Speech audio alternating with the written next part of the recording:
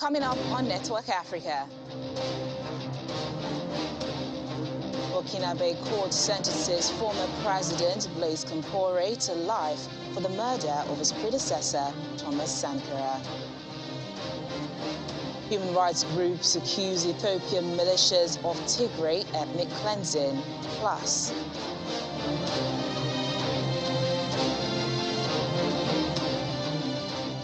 thousands flee fresh fighting in the Eastern Democratic Republic of Congo.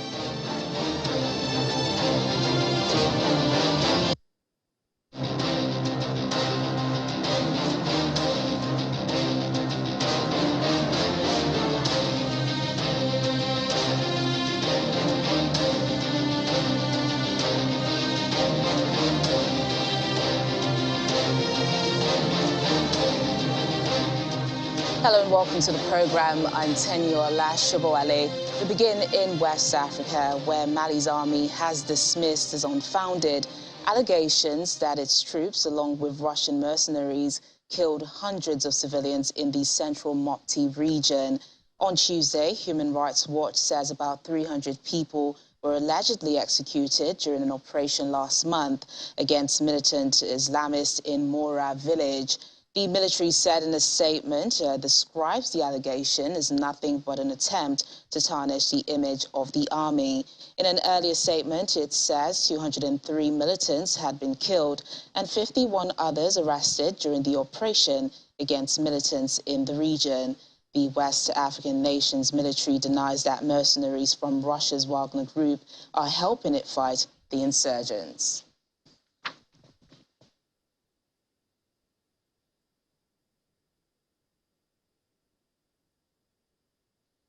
And still in West Africa, the Nigerian Chief of Army Staff has commended troops of Operation Hadinkadi in the northeast for capturing a lot of fighting equipment from the Boko Haram insurgents in its recent operations in the Sambisa forest. Lieutenant General Farouk Yahya, who was taken round the equipment at the headquarters of the Theatre Command by the General Officer Commanding 7th Division, assured Nigerians of its readiness to get rid of all terrorists in the country. While thanking the president for all the support, the army boss asked the terrorists to lay down their arms as soon as possible before it's too late. The weapons that were captured from these terrorists speak for themselves, and we cannot but appreciate the troops for what they are doing and urge them to do even more. I'm very impressed with the commitment and zeal I am seeing in the theater and indeed across all theaters of our operations, both here in the northeast and in the northwest, north central, and other geopolitical zones. Often you have challenges. They are part of operations, but the military and indeed other agencies are not deterred by some few setbacks we'll have intermittently, you will call them.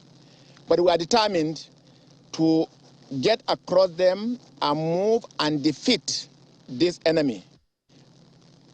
Our call to all these terrorists and bandits and criminals is to know that the time is against them. And the earlier they toe the line of peace, the better. Otherwise, we will get them.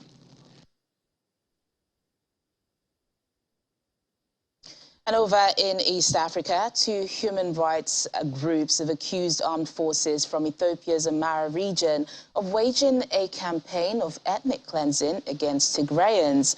In a joint report, Amnesty International and Human Rights Watch accused Amara officials and regional special forces and militias fighting in western Tigray of committing war crimes and crimes against humanity. They also accuse Ethiopia's military of complicity in those acts. The rights organizations have spent over a year interviewing more than 400 people and using satellite imagery to gather evidence from the region, which has been extremely difficult for journalists, aid groups, and others to access. The groups say that hundreds of Tigrayans remain unlawfully detained and have called for their immediate release. And in Burkina Faso, former President Blaise Compaoré has received a life sentence in absentia for his role in the assassination of his predecessor, Thomas Sankara. The 7-year-old Sankara was gunned down along with 12 others during the 1987 coup that brought Compaoré to power. The pair had been close friends and had jointly seized power in 1983. Sankara remains a hero for many in the country and across Africa. Thomas Sankara, a charismatic Marxist, widely known as Africa's Che Guevara, was killed in 1987 during a coup led by his former ally, Blaise Compaoré. 35 years after he was gunned down in one of the most infamous killings in modern African history, a pro-Sankara group called 2 Hours for Us, 2 Hours for Africa, made mostly of students, are hoping the outcome of the long-awaited verdict will bring Burkina Faso a sigh of relief. He was a statesman who fought for the people, and his brutal death had a disastrous effect on the subconscious of Burkina Faso people, even till today. With the trial coming to a close, we feel a little bit of hope to finally get justice. Sankara seized power in a coup in 1983 at the age of 33, with promises to tackle corruption and the dominance of former colonial powers. The former fighter pilot was one of the first African leaders to raise awareness about the growing AIDS pandemic. He publicly denounced the World Bank structural adjustment programs and banned female circumcision as well as polygamy. Sankara won public support with his modest lifestyle, riding to work on a bicycle during his time as minister and selling the government's fleet of Mercedes vehicles when he was president. But critics said his reforms curtailed freedom and left the man on the street in the landlocked West African country little better off. A few months after the trial began in October 2021, another military junta led by Lieutenant Colonel Paul Henry Damiba took over Burkina Faso's leadership. A member of the pro-Sankara group hopes that the new leaders will be able to follow in Sankara's footsteps. La France est présente, elle est présente au Burkina Faso en chair et en os et même dans la pensée. We are following and looking at what the junta is doing and saying at the moment. We would like for humanity to follow in Sankara's footsteps, and if the junta decides to do this, they will be honorable. On the final stretch of Thomas Sankara's memorial visit, where one day brings visitors to the feet of the towering statue to raise their feast and shout the revolutionary slogans like, "Down with imperialism." And joining us now is African Affairs analyst Alistair Wilcox. Thank you so much for joining us on the program, sir. Thank you for having me. It's my pleasure. So what do you make of today's ruling handing Compaoré a life sentence?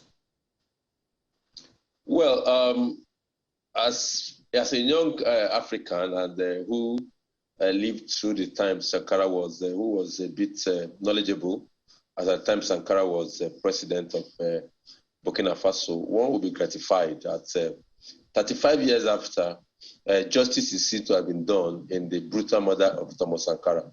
As a matter of fact, the murder of Sankara took the entire world by surprise, and his death was mourned by virtually everybody, every young man, every young person of note.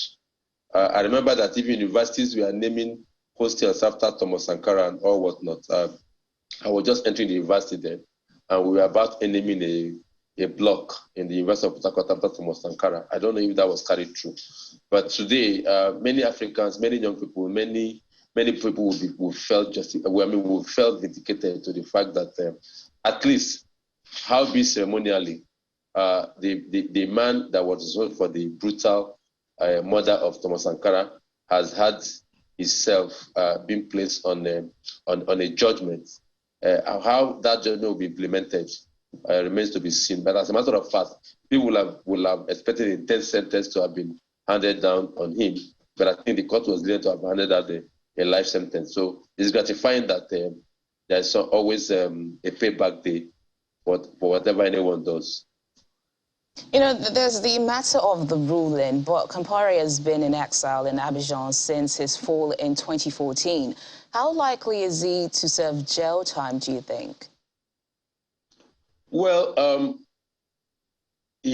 understand he has taken up as British citizenry, but that is quite embarrassing that a former head of state or a former president that ruled a country for over, I think he ruled from 1987 till about 2014 or thereabout, or 15. So that's quite a long time. I'm sure most of the people that are canvassing today for justice for Thomas Sankara were not born. Most of them were not born during the time he took over power. So it's quite sad that he will leave his country and go and take up citizenship in another place. But serving his sentence, he's already serving it in exile because his foot will never touch the soils of Burkina Faso any longer. And there are also ways you can attract international criminals through the Interpol, getting the Interpol to arrest him and bring him back to Ivory Coast, to Burkina Faso to come and serve his sentence. So there are many ways that can be done, except he's getting the protection of some powerful countries like France. Sometimes France plays an ignoble role in all this African crisis. So if he's getting some support from France, it might be difficult. But if he's not getting such support from France and it's only Ivory Coast, he can easily be attracted by Interpol and being brought back to Burkina Faso to serve his sentence. And Thomas Sankara, you know, is an icon for many young Africans in the 1980s, and even till now, he remains a hero to some. What lessons do you think current leaders can learn from him? Well, leaders should know. You are right to say that it's an icon. In fact, it remains an icon too. Like I said, most of the people that are today fighting for justice for Thomas Sankara in Ivory Coast were not born at the time he was president. So he left some indelible footprint in the sands of time. And those that read about him, his short 4 years as president or head of state showed that there could be transformation in terms of the kind of leadership we know, that somebody can make a difference, because he really inspired a lot of Africans. Maybe his woes might also be connected with some African leaders who never liked his style. Who knows? It was then rumored that some African leaders were also instigatory to his being assassinated and removed as head of state. Because for his friend, Blaise Compaoré, to have been the one to have been used, that overthrew him, and not just overthrew him, but mentioned that he was murdered, shows that some powerful forces within South Africa were not pleased with his line of leadership, which was revolutionary, just like what Rawlings did in Ghana, which was quite revolutionary and brought about a lot of changes. So leaders should know, the young ones, that there is what they call selfless service. We are looking at this. The leadership is seen in the ambience of bread and butter, how much you amass, how much friends you make, how much patronage you give to your friends and families.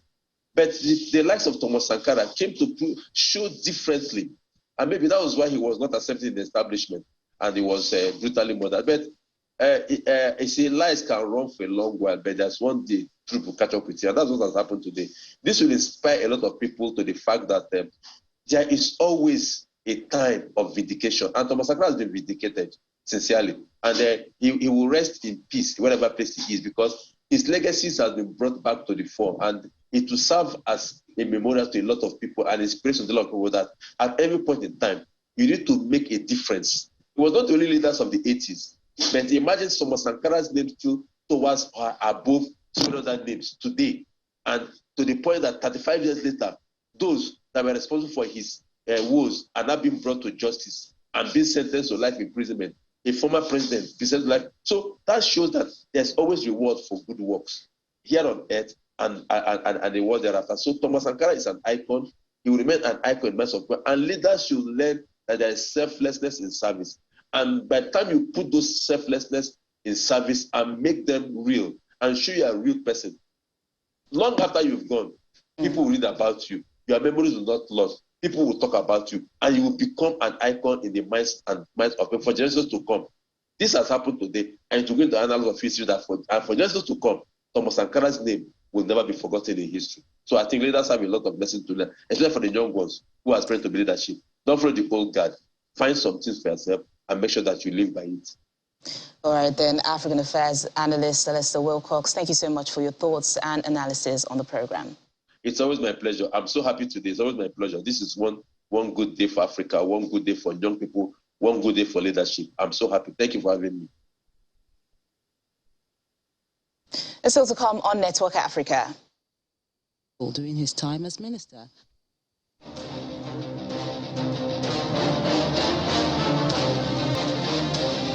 Thanks for staying with us. Fresh fighting has broken out in the Eastern Democratic Republic of Congo, days after rebels had declared a unilateral ceasefire to make way for talks with the government. In the last few days, about 6,000 refugees who had returned home have fled back to neighboring Uganda. Sources say government forces are fighting to retake villages in Rutshuru area in North Kivu province that are currently occupied by the M23 rebels. Regional leaders are expected to meet this week over negotiations between the government and rebels. And when the water well began to run low in Tata Bachili, a remote village in northern Senegal in 2010, the government drilled another one fit with a shiny metal hand pump and a sign commemorating the investment. However, today, residents say it barely emits a trickle. When the water well began to run low in this remote village in northern Senegal in 2010, the government drilled another one without much success. Desperate in a sweltering region, the community last year raised $5,000 to try again. The new well failed to hit water. Now residents like 40-year-old mother of 5, Omowu Drame, wakes before dawn to bottle what's left of the water from the old well before it runs out, as it does by mid-morning every day. You don't eat enough, you don't drink enough, you don't sleep, neither day or night. You become tired. 2 studies last month touted groundwater as an answer to water shortages in sub-Saharan Africa, a potential lifesaver for millions in a region expected to be one of the hardest hit by climate change. What's difficult is the scarcity of the water. We don't drink when we are thirsty. We don't wash. We don't wash our clothes. We are herders. If you don't give animals enough to drink, they will die. Same with children.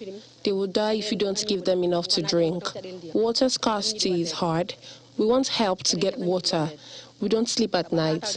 We leave our children at home to fetch water. From very early in the morning until now, we are looking for water. The day we have regular water, we will thank God. When water runs out of the well, residents dig pits in a dry riverbed a few kilometers from the village and collect the brown water that seeped into them. Every day, 34-year-old Alaje Drame dangles a yellow bucket into the pits and slowly fills up a dozen canisters that he loads onto a donkey-drawn cart. He sells the water for 10 cents per 20 liters. His 5-year-old son, Demba, drinks the muddy water while he works. Ajay has heart trouble. He wants to slow down, grow vegetables, but he cannot.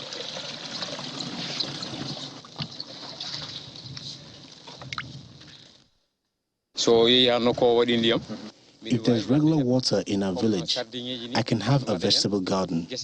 I can grow pepper and cabbage. It will be a whole field, and it would sustain me and my family. It is also less tiring than to have to carry heavy jerrycans of water in this heat. Residents say growing populations and unpredictable rainfall have depleted supplies. The village of Kilol has benefited from a pipe extension linking it to a borehole located 5 kilometers away, which was set up by the NGO OVIV. The NGO's local coordinator, Faba Diop, says more studies need to be conducted on the field to make sure communities do not drill in vain. Over there, the groundwater is really deep. We can go as deep as 300 to 400 meters to reach the water. So you see, it requires a lot of resources to reach that groundwater, even if they say it exists. But in order to prove it exists, A geophysical study needs to be done to clarify more or less the existence of the groundwater and determine where it is, instead of coming here with large investment and finding nothing. According to research by WaterAid and the British Geological Survey, BGS, water locked in subterranean stores could help African countries survive at least 5 years of drought.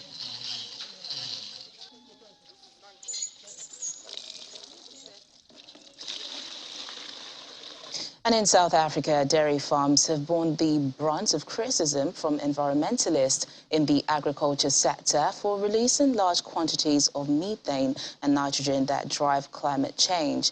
However, the country's first internationally certified carbon offset program for the agriculture sector is being piloted by Climate Neutral Group to help curb greenhouse gas emissions.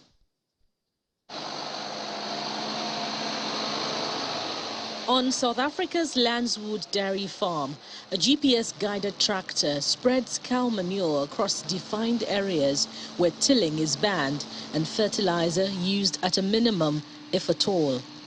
Some 2,500 Jersey cows graze on a selection of plants that have been planted for feed variety while helping preserve the soil's nutrients. Landswood is among 40 dairy farms where South Africa's first internationally certified carbon program for the agricultural sector, known as AgriCarbon, is being piloted by Climate Neutral Group, CNG, to help curb greenhouse gas emissions. We've been doing minimum till, and we've reduced our nitrogen on the soil for many, many years, and that's how we've reduced the costs on the farm to make our dairy very profitable. Landswood has, for example, more than halved its nitrogen use per hectare per year to 138 nitrogen in 2022 from 447 nitrogen in 2018, according to research consultancy Trace and Save. Nitrogen in fertilizer can convert into nitrous oxide, a harmful greenhouse gas that can linger in the atmosphere for decades and is a better heat trap than carbon dioxide. AgriCarbon, introduced in 2021, draws on farm-generated data to reward farmers who adopt better farming methods. The reason why these credits are of really high demand is because of the fact that globally there is a process towards becoming net zero within the corporate environment, meaning that corporates around the world are trying to determine pathways where they can manage their emissions, both from their own activities, but also from within their supply chain, so that they can be essentially remove the problem that their individual companies are posing with regards to contributing towards greenhouse gas emissions. The National Treasury is eyeing a domestic carbon credit market of 10 to 20 million tons of CO2 a year and has set a baseline price of between 115 Rand to 120 Rand per ton for 2022. Poor regulatory frameworks, inadequate financing and technical expertise, adopting clean development mechanisms CDM projects, with the region accounting for 2.9% of the total number of CDM projects worldwide, according to United Nations Environmental Programme data. This is increasingly important as attributes of carbon credits with integrity and high quality. I believe there will be opportunities for African countries to profile their emission reduction units with the sustainable development impacts of carbon credits going forward. But the tide might turn for Africa after a new global climate deal was clinched in November, setting rules for carbon markets. CNG plans to expand the initiative among the estimated 33 million smallholder crop and livestock farmers in sub-Saharan Africa, with potential projects eyed in Malawi, Morocco, Kenya and Zambia. And that's the program today. Thank you so much for watching. I'm Tenyola Shibowale. Bye for now.